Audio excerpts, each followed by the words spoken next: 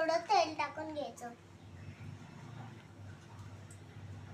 आता ह्याच्यामध्ये आपण थोडीशी मोहरी टाकूया.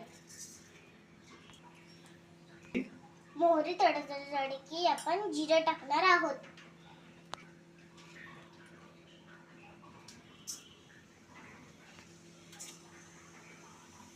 त्याच्यानंतर थोडी आता आपण हळद टाकूया.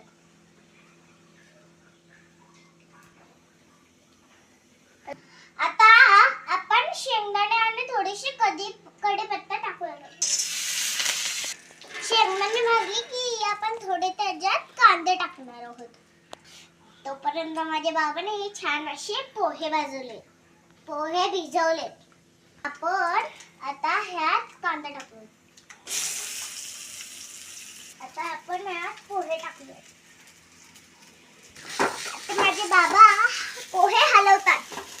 मी छोटी असल्यामुळे मी हलवत नाही. पोहे हलवत नाही. आपण थोडं त्याच्यात आता मीठ टाकूया. साखर. आता एक वाफ आली की आपले पोहे तयार होतील. आता असे पोहे 2 मिनिटं झाकून ठेवायचे.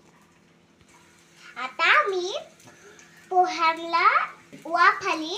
आता मी थोडीशी कोथिंबीर टाकते. मी माझ्या बाबासोबत छान पोहे बनवले. आता मी त्यांच्यासोबत अंगद पंगवून खातीये.